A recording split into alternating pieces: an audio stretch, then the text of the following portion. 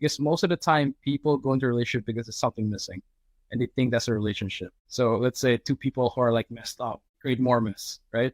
But like two people who are individually happy become more happier. So I think that's the first one. Like you should be happy first before you go into a relationship. And the second one is like having your standards, because I think most people who, let's say you're happy, but I think people don't have standards into a relationship. They just want to find a partner because of society's deadline, let's say.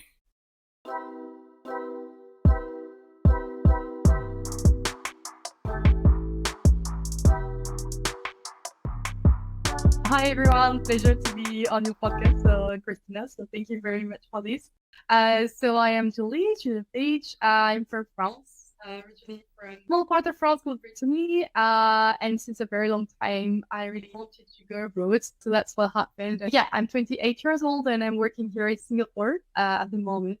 So yeah, my name is Sykes. So right now I'm in the tech field, like UX UI designing applications and website. But beforehand, I was in marketing. That's pretty much it, right? On my part.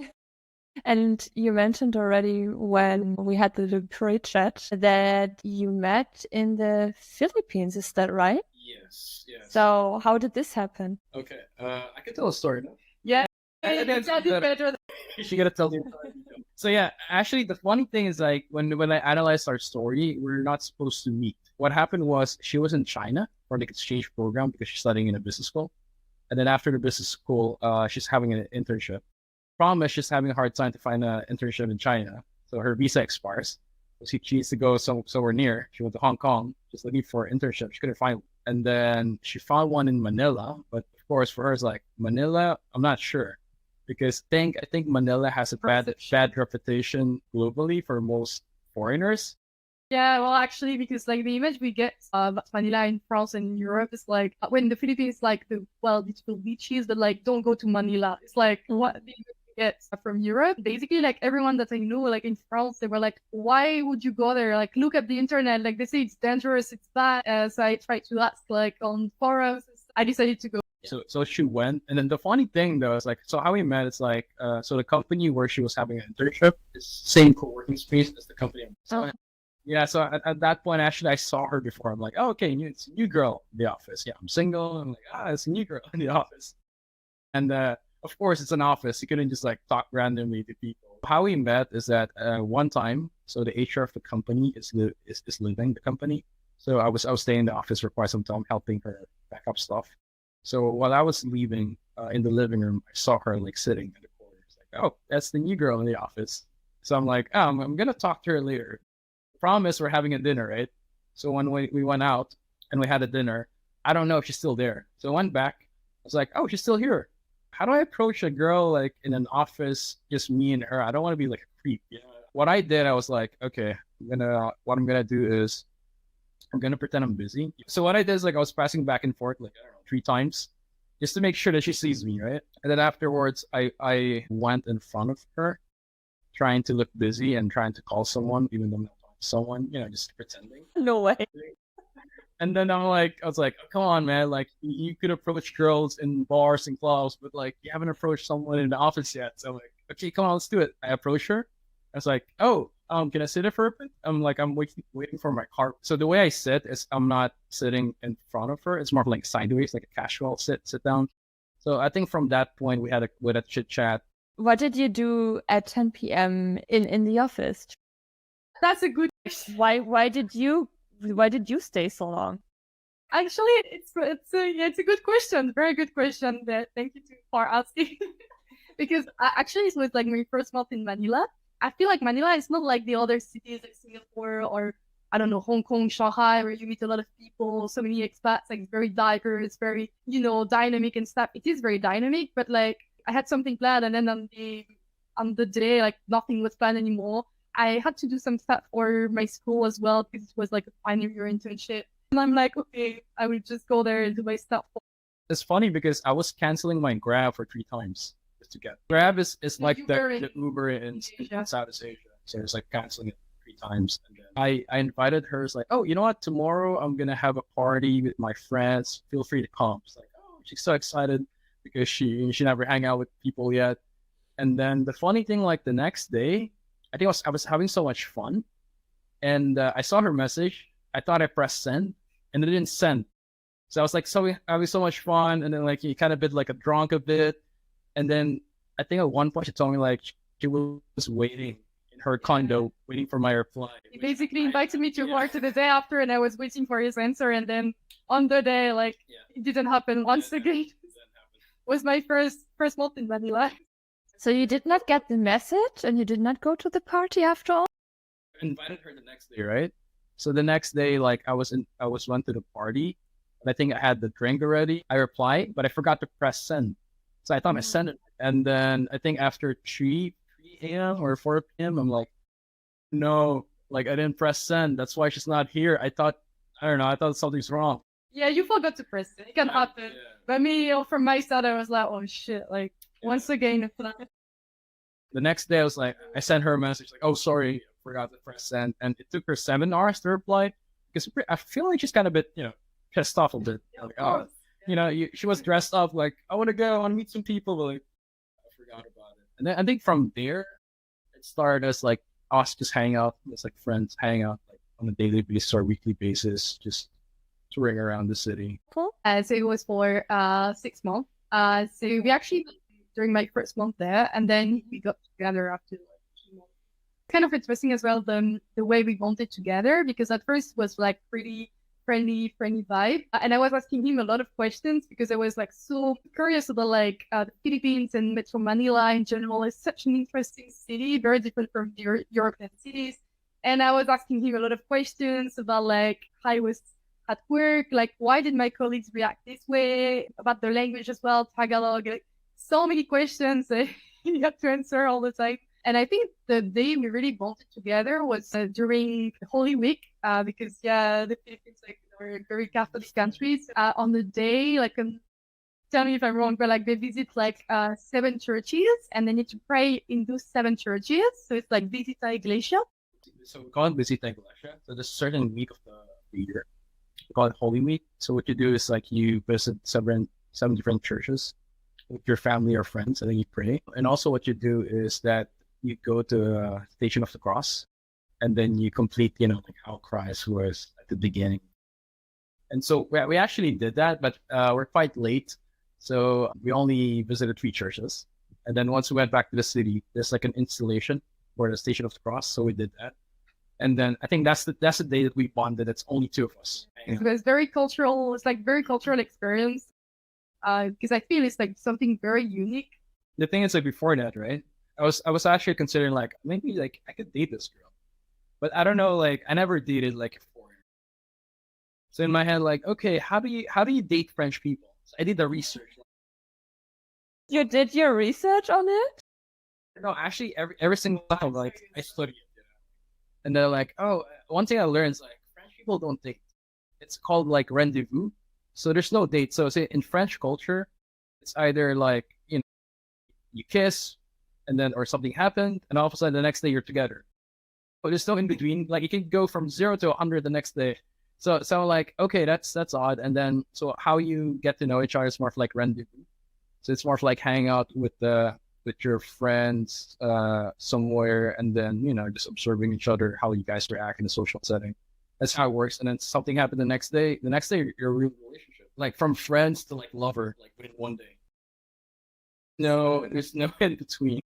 Yeah, because it's so different from the Philippines. Like in the Philippines, they can date for 6 months or over a year, and they're not together. They're like dating, and we don't have this kind of dating culture.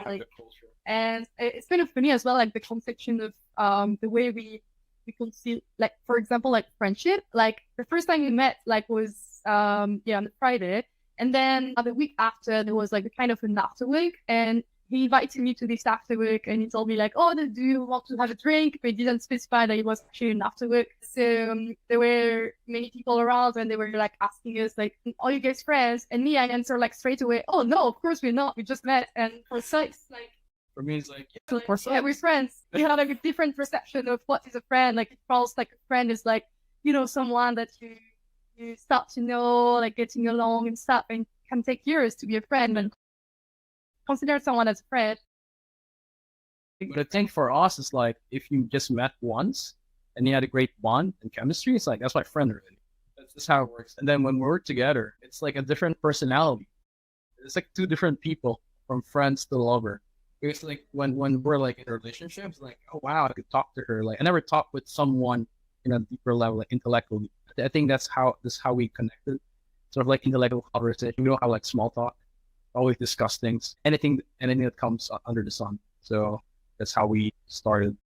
I mean, at that point, you were aware of that the time you'll be together at one place will last for just a couple of more months. Besides all this, you decided, okay, we'll just go for it. So it was never a topic that this is not going to work out. You wanted to try it, right?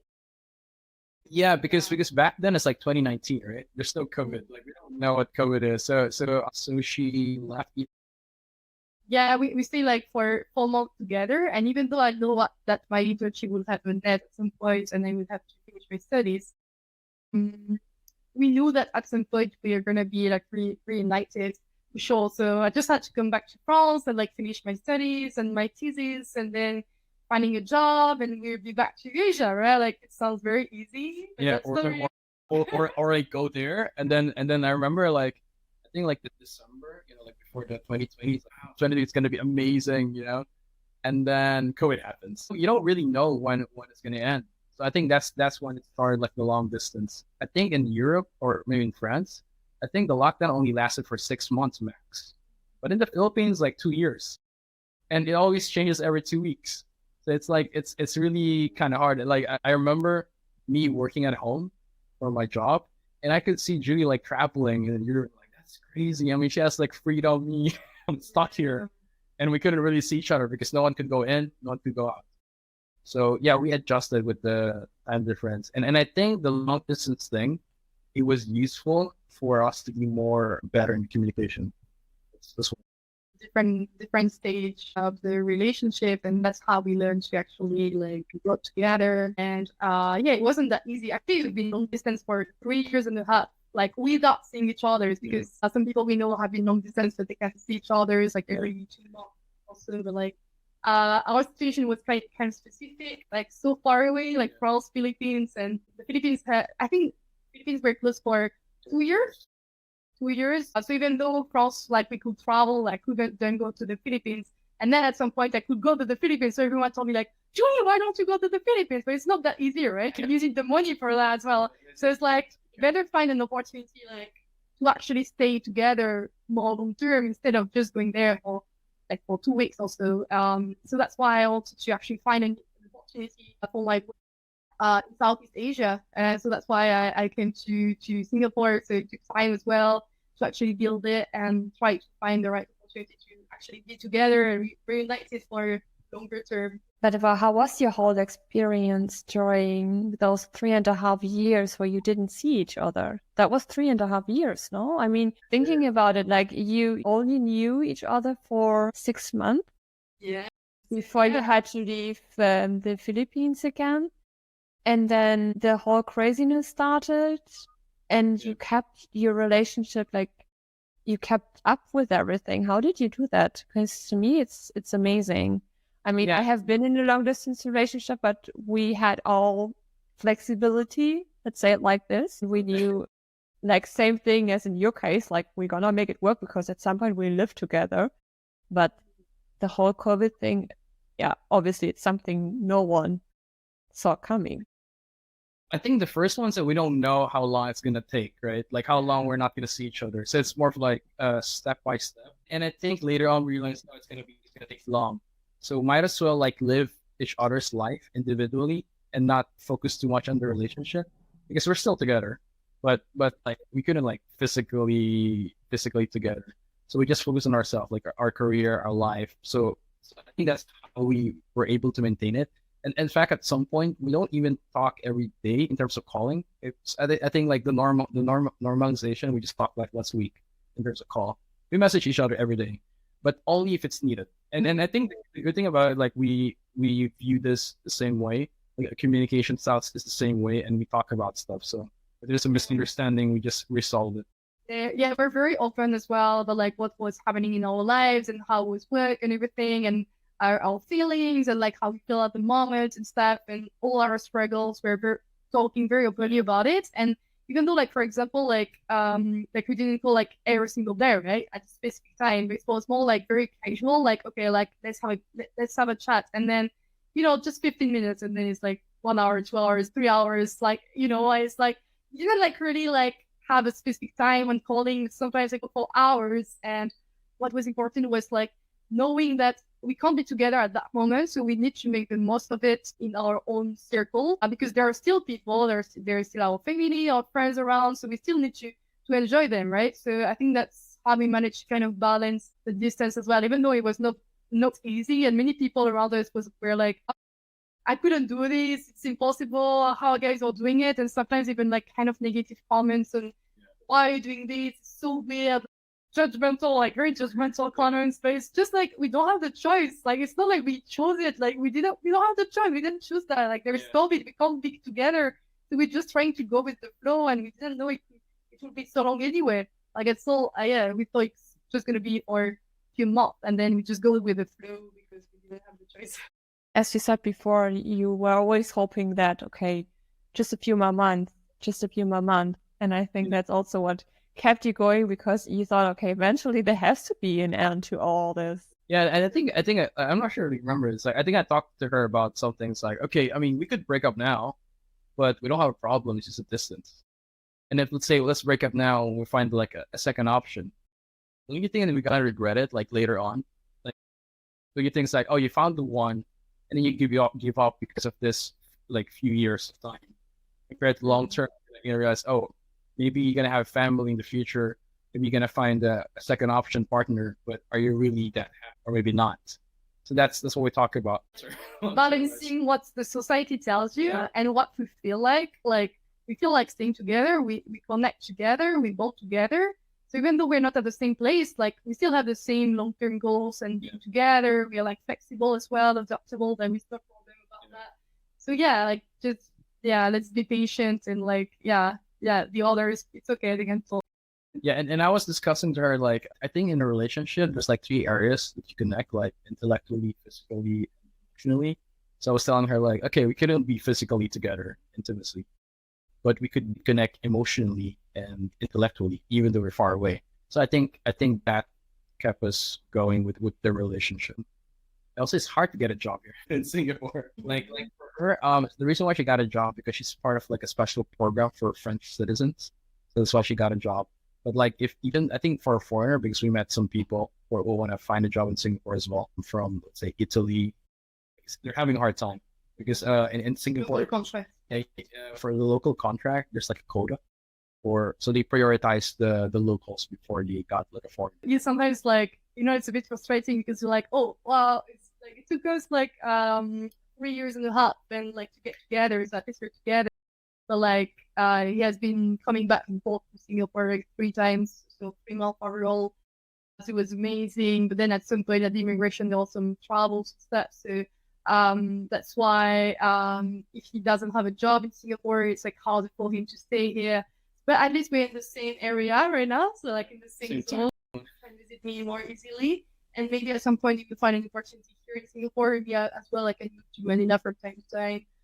We can meet in between at some point. We can work from home. We can always find a solution. So hopefully we'll find one. So that's your future plan. First of all, working on the solution, and then obviously living together on the long run as well, no? Yeah. Actually, we actually have planned like in the future. Like for me, I have plans of going to Spain in the future. So I was researching about it, right? Because I'm like, I want to have dual citizenship. Like that's the plan. Like before I manage leave, like I wanna go there, and then since Philippines, just like other parts of South America, they're former colony of Spain. So if you go to Spain, stay there for 2 years, you can apply for residency. Another year, you can apply for citizenship, and all of a sudden you're EU citizen, and then now you have a powerful passport and you can travel freely, and you're a dual citizen. So it's not going to be so it's not going to be a problem in the future. So I think we plan that out as well. So at least like next time we could be just together. That Spain actually lifted the regularities in general a couple of months ago, I think almost 1 year ago, right? It's supposed to be easier now. Yeah, especially for Filipino. And then like since like it's part of the EU, right? Like Spain, so I could go to France. So you're trying, I mean, you're not trying, you're making it work on the long run. You are trying to live together permanently. And what else do you have in mind for, let's say, for the next 5 years of your relationship? That's a lot already. 5 years, like, I mean, of course, like we plan, like, well, try to go further in our relationship as well, and to get into like more engagement as well. So yeah, I think like in the next 5 years, it will be like towards this as well. But we really want to like before making this commitments, we really want to to be together and to like the same place and to be sure. Because we always like first like we didn't even know, like we just don't want like to do something right now, like just for so that it's easier living together in the long run. And yeah, maybe in Singapore that would be great. I think for me, like it's three things, right? Maybe for me, it's like an overall. I think before you engage in a relationship, you should be happy first, because most of the time people go into a relationship because there's something missing, and they think that's a relationship. So let's say two people who are like messed up create more mess, right? But like two people who are individually happy become more happier. So I think that's the first one. Like you should be happy first before you go into a relationship. And the second one is like having your standards, because I think most people who, let's say you're happy, but I think people don't have standards into a relationship. They just want to find a partner because of society's deadline, let's say. So I think having a standards is important, because I think for me, like my ideal girl, I already told my mom when I was in grade school, and she told me that girl doesn't exist, and found her. She wasn't here. I couldn't find you though because I don't have a passport to go with friends, but a good thing to come here. And the third one, yeah, then the third one is the communication and having the same values, because even though we have a different culture, right, I think the way we think and the way we perceive things is quite similar. So I think that's why we get along pretty well. Wow, that was really good. I'm honestly, I'm speechless. I think that's the perfect moment to end this podcast now, to let it sink in. That was amazing. Wow. Nothing to add to that. You're totally right. 100,000%. Thank you for everything. I mean, I don't have any words for that. Like, you see my big smile on my face. It was a pleasure to meet you, really. Yeah, thanks so much, Christina, because like, when you make this announcement on your Instagram story, I showed it to Sam. I was like, oh, you're doing it so nice. Like, I mean, I really like, I wanted this kind of like one thing. It's like, oh, it's so cool.